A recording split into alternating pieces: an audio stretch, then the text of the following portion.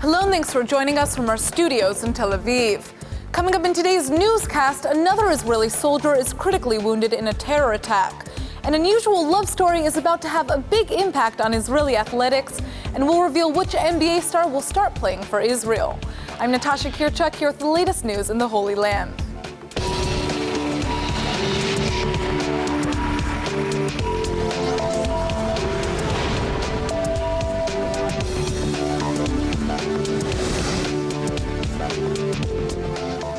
An Israeli soldier is in serious condition after she was stabbed by a pair of attackers near the West Bank settlement of Ariel, and her assailants have reportedly been neutralized. Magen David Adom paramedics say they're treating the woman for stab wounds to her upper body, and that she was found lying on the sidewalk when they arrived at the scene.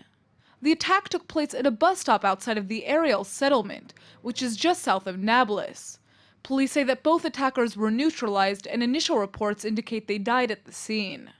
Their victim is apparently in her 20s, and she's now being treated in the Bellinson Hospital in Petach Tikva for her injuries. The mayor of the Ariel settlement is calling for Israel to take action against the ongoing terror in the West Bank.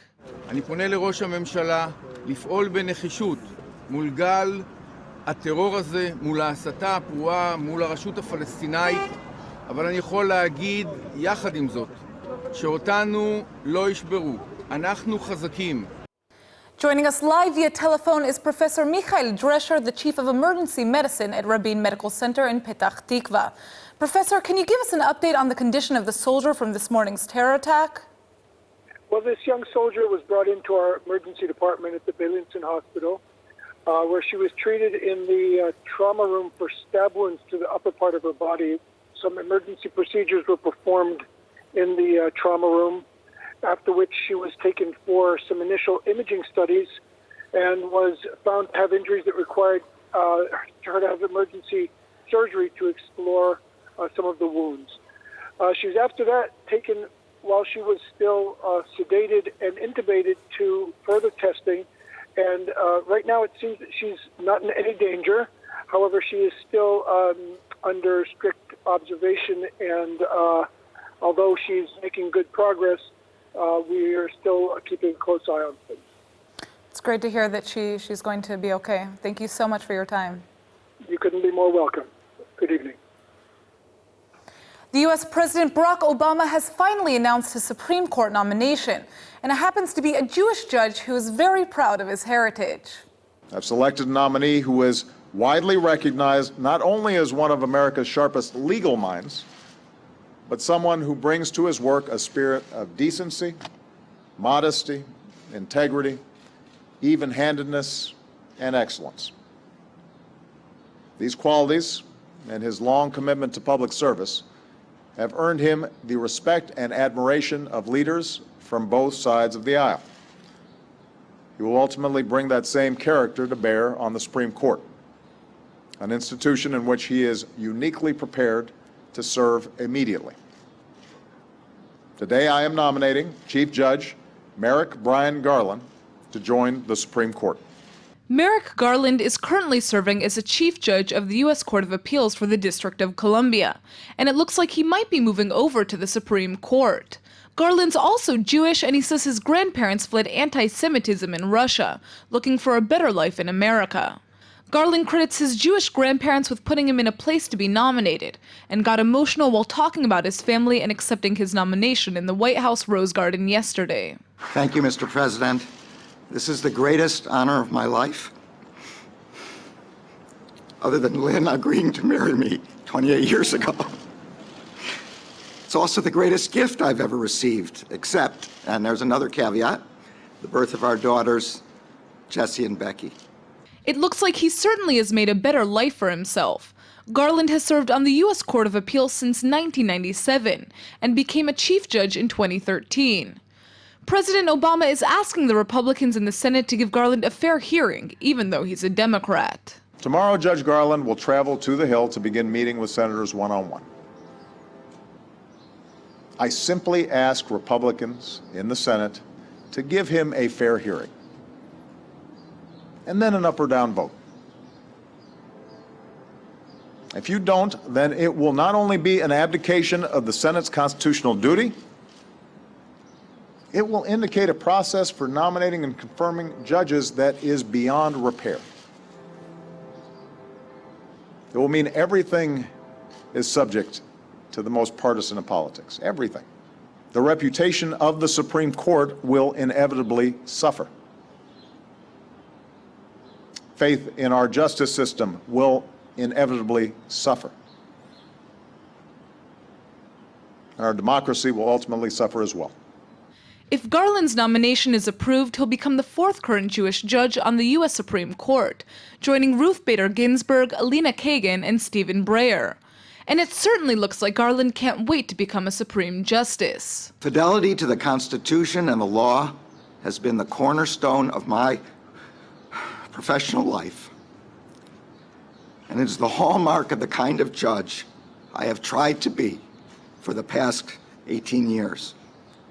If the Senate sees fit to confirm me to the position for which I have been nominated today, I promise to continue on that course. What would you do if your father's murderer was being treated in the hospital just meters away from you? For most people around the world, October 13th, 2015 was just an ordinary day. But for Micah Lakin Avni, it was one of the worst days of his life. His father, Richard, was seriously wounded in a terror attack in Jerusalem, and he passed away just a few days later in a hospital bed near one of his attackers. Yet Micah just isn't blaming his father's assailants for the murder. He's now going after Facebook for failing to curb online incitement. Micah's here in the studio with us today to tell us more. Thanks for coming in. Thank you for having me, Natasha. So can you first tell us a little bit about your father? You know, my father, he was a kind, gentle person. He was an educator, an elementary school principal, a grandfather of 6. He dedicated his life to education of children and to coexistence. In the United States, before we moved to Israel, in his student days, he marched with Reverend Dr. Martin Luther King Jr. He was a leader in school integration as an elementary school principal, integrating a suburban elementary school. He set up an integrated summer camp. And in the mid-'80s, our family moved to Israel. And he became very involved in coexistence. He was a humanist at his core. He and my mother set up English as a second language school with Jewish, Christian, and Muslim students. And he was just a good, kind-hearted person. Absolutely. Yeah. So, you know, this tragic event happened. What do you remember from the day that your father was attacked? You know, it really was. It was the most horrific day of my life. I was sitting in a meeting in Tel Aviv, and I got a phone call from my mother. She said, "There's been this attack in Jerusalem, and I think your father was in the area. And I've been calling him for 10 minutes, and he hasn't answered the phone." And I knew immediately. I was in a meeting with 15 people, and I just stepped up and walked out and got in the car to Jerusalem. Started calling the hospitals on the way. My father was the kind of person who was very neurotic. Anytime there would be a terror attack anywhere in the world, he would immediately call to let us know that everything was okay. And you know, on my drive from Tel Aviv to Jerusalem, I found out that he was in Hadassah Hospital, and I drove there, and it was horrible. We arrived. He had been shot in the head. After falling to the ground, he was stabbed multiple times by the terrorists in the head, in the face, in the stomach. All of his internal organs were severed. I was met at the hospital by an Arab nurse whose children were both students of my father's, and she was crying. She said, "I was at his house a week ago," and she told me about the situation. He spent 2 weeks in intensive care in the hospital. During those 2 weeks, he was unconscious the entire time. The medical staff there was incredible, Jewish and Arab doctors working together trying to save him. You know, and our whole family spent 2 weeks beside his bed, holding his hand. So, you know, I wanted to ask you about that experience because I actually understand that in the hospital, your father was being treated just meters away from one of his attackers. What was that experience like to know that the person who injured him was there in the same hospital? You know, it was horrible. I mean, it was probably the most terrible emotional experience a person could imagine. I stood there holding my father's hand, and I watched his attacker regain consciousness. I'm proud to live in a country where, you know, we treat everybody equally, and when medical staff reach the scene, they don't know who's an attacker, who's a victim, and even if they do, they brought everybody to the hospital, gave everybody treatment. And, you know, our system and our hospitals saved his life, that attacker, and that was horrible for me to watch as an individual, but I'm glad that that's the way that our country behaves, and I'm proud of that. And he'll be tried in a court of law here and, spend the rest of his life in prison, which he should. Social media played a large part in this attack, especially because of the online incitement prior to it. And now you're actually going after that incitement. What can you tell us about your plan to stop online social media incitement? Well, I'll tell you, while we sat next to my father in the hospital during those 2 weeks, we had a lot of time to think and try to analyze what was going on. And I asked myself over and over again, how could it be? How could somebody just get on a bus and start shooting innocent retirees in the head and stabbing them? And when the knife broke, they started strangling some of the people. I mean, it's just horrific, brutal behavior. What could bring two 20-year-olds to do something like this? And I started researching and looking at the spread of terror. And I mean, if you go to, say, Wikipedia and you type in the words Islamic terror attacks, what you will see over the past 20 years is an almost exponential increase of terror and spread around the world. It's not just here in Israel, it's everywhere. And terror needs motivation. People don't just get up in the morning and say, I'm going to go stab somebody or shoot them. They have to be motivated and incited to do that. And I started researching this online, and this was already 5 months ago almost, and I found thousands and thousands and thousands of videos and Facebook posts and YouTube videos inciting children, inciting teenagers, inciting people to go out and stab Jews, to go out and attack Westerners. And that's just in English. And then I started researching what goes on in Arabic, and with the help of people who speak Arabic and translators, and it was just mind-boggling. It was just a free-for-all of incitement. And you see that, a kid sits at home and all day long watches this, and at a certain point that affects their mind. And then I got to think about, how do we stop this? Because it's really getting out of control. I mean, until somebody is personally impacted like we were, you don't fully understand the gravity of what's going on, and I hope that most people never will. But if you look at the numbers, the growth of terror is almost exponential. It's mind-boggling. And all of this is facilitated by social media. It's Facebook, Twitter, YouTube, and similar social media companies that allow people to sit at home and without having to take any responsibility, post movies, post documents, whatever they want, insightful materials, telling people to go out and kill. Just in the case of my father, one of the terrorists put up a Facebook post before he went out and did the act, calling on people to become martyrs and go out and kill Jews. He then, after murdering my father, the next day a Facebook page went up for this terrorist, glorifying what he did. Tens of videos about the act started appearing on the internet. The Hamas student union put up a reenactment of the bus attack 2 days later, which went completely viral. And this just goes on. And I realized that if we can't stop this incitement, if we can't slow it down, then the terror is just going to continue to increase. You filed a lawsuit against Facebook. What do you hope the outcome of the lawsuit will be? Okay, so what we saw is that basically Facebook, YouTube, and Twitter are the facilitators of this incitement. Without them, people couldn't get this crazy message across to millions of people. In other words, they're the platform that people can upload these videos and this insightful content to. Exactly. But they take no responsibility for what's being published on their platform. And so what we're calling for, what we're demanding, and I wrote an op-ed in the New York Times in November, and I've been talking about this and writing about it a lot over the past few months, is that these companies need to take responsibility to self-regulate. They need to proactively monitor the things that are being posted. Obviously, there's issues of free speech, and I'm in no way saying we should curtail free speech, but when somebody says to a child in a children's program which is being posted on YouTube, go out, take a sword or take a knife and stab Jewish people in the street just because they're Jewish, and go out and kill them, and here's instructions about how to do it. I mean, I found horrific instructional videos of how to cut people open and where the best places to stab are, just terrible stuff that shouldn't be there. And I'm calling on these companies to take responsibility to basically monitor that on their own. So we're doing that in a couple ways. We filed a lawsuit against Facebook. I'm aware that there's a widow of an American soldier who was killed by terrorists in Jordan who's filed a lawsuit against Twitter. I know there are other lawsuits on their way, that this will hopefully put some pressure on them. We're asking for an order for Facebook to proactively monitor what's going on. We're not looking for any kind of damages or anything like that, but just for them to behave properly and ethically. I've been lobbying regulators in Israel and the United States to initiate regulation that would force these companies to behave ethically if they're not able to go out and do it on their own.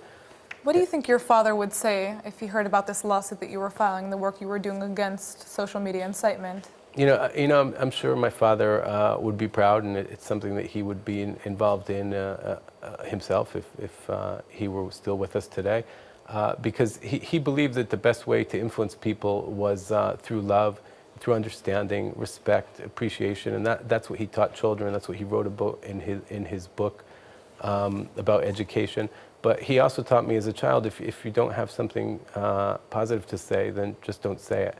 And I mean, this is the extreme example of that, this incitement. It's something that needs to be stopped. It's not acceptable by any moral standard. And what people can do is go out and they can petition. They can talk about this. They can write to their legislators about it. They can write in papers about it. And they can demand that these social media companies, who are run by good, decent people, but at the end of the day, they're businesses that are just looking at their bottom line, they can demand that they begin to act ethically and regulate the kind of materials that are posted. Well, thank you so much for coming in. It's really wonderful to see the work that you're doing, and hopefully everybody remembers your father and the great work that he did. He sounds like an incredible man. And again, thanks so much for coming in. Thank you for having me. If you've ever thought about going organic, you probably know how many farmers use pesticides and how hard it can be to find healthy produce. Well, one Israeli tech company has a solution for getting rid of pests without using chemicals. So it looks like you can start feeling safer about your meals. The Israeli agri-tech company BioBee has come up with a healthy solution to the lethal pesticides used by most farmers, by using bugs to eat other bugs. The company genetically breeds insects that would naturally prey on common pests, and make sure they only go after the bugs and not farmers' plants. For example, BioBee sells spiders that leave plants alone, but eat moths, mites, and other pests that might try to eat up crops. And the company's got a proven track record of success. Last year, it sent 600 million large spider mites to Colombia to help farmers get rid of the smaller spider mites that were eating away their coffee crop. Think that's impressive? BioBee also sent millions of sterile fruit flies to Croatia to mate with fruit flies that were destroying the country's citrus crop. The female fruit flies mated with the sterile bugs BioBee sent, and in the end the entire problem was solved in a few weeks when the flies died off and didn't have offspring to replace them. BioBee is now bringing its technology to the common Israeli farmer, and its bugs will be available to purchase in stores all over the country. The company says the bugs aren't harmful to humans, animals, or plants, just pests. It looks like they've really come up with a solution to harmful chemicals. Israeli basketball is about to get a lot more interesting because an American three-time NBA slam dunk champion is set to play for Tel Aviv. Basketball star Nate Robinson has agreed to play for Hapoel Tel Aviv, and Israelis are welcoming the champ with open arms. Basketball is mostly a game for tall players, but at 5'9" the relatively normal-sized Robinson knows how to soar. The 31-year-old former player for the New Orleans Pelicans has agreed to play for Hapoel Tel Aviv. Robinson was dropped from the NBA in October after playing for 6 teams and averaging 11 points and 3 assists per game. Last week, he released a video saying he was on a mission to join the NFL, but now it looks like he's headed to Israel. Robinson's football dreams apparently aren't over, though. He's also expressed an interest in playing football in Israel. He could be a great addition because Israel's national football team has become more successful in the last year and is beginning to gain lots of national publicity. An unusual love story is about to have an impressive impact on Israeli athletics. It looks like a Kenyan-born marathon runner will be representing Israel this summer in the Rio Olympics. And her road to success has been an inspiration to Israelis around the country. Lona Chemtai may originally be from Kenya, but now she calls Israel home. The marathon runner is happily married to an Israeli and now resides in Tel Aviv with their baby boy. And late last month, she went on a life-changing run. Chemtai ran the Tel Aviv Marathon in 2 hours, 40 minutes, and 16 seconds, more than fast enough to qualify for the Olympics. Her speedy run led to lots of publicity, and tons of Israelis got to learn about her achievement and unusual love story. The countrywide support led Lona on a mission to obtain Israeli citizenship in time to qualify for Israel's Olympic team. Now, in just 2 weeks, Lona has received approval from the country's Olympic Committee, and it looks like she'll become the 19th athlete in the Israeli delegation to Rio. Today, Lona and her family will go to the Interior Ministry office to pick up her new ID card, and she says she can't wait to finally represent Israel as a true local. And now for our Hebrew word of the day. We're so excited that so many athletic champions are set to represent Israel. So today's word is aluf, which means champion in Hebrew. This special word has a lot of history, and in biblical times it was used to refer to a chief or the head of a tribe. Now aluf is generally used to talk about champions in the military and the sports world. In fact, the Major General, which is the highest ranking in the Israeli army, is called Rav Aluf in Hebrew. But don't worry, you don't have to be a military star to be an Aluf. After all, Israelis are positive that they're all champions in their own special way. If you really want to make an Israeli feel good, all you have to say is Eze Aluf ata, or what a champion you are. Just be careful how much you throw around the word, because you don't want your Israeli friends to have to go to the hospital if their egos explode. Let's go ahead and take a look at the weather forecast. The weekend is finally here. Tomorrow is expected to be partly cloudy with a high of 64 degrees. The clouds will stay out through Saturday, but the weather should get even warmer with a high of 75. So it looks like it'll be a great day to take a long walk outside.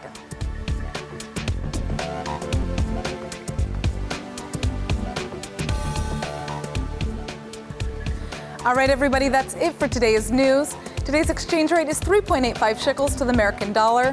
Remember to sign up for our daily newsletter at ILTV.tv, and don't forget to check out our evening update every night at 8 p.m. Eastern Time. Thanks for watching, and we'll see you tonight.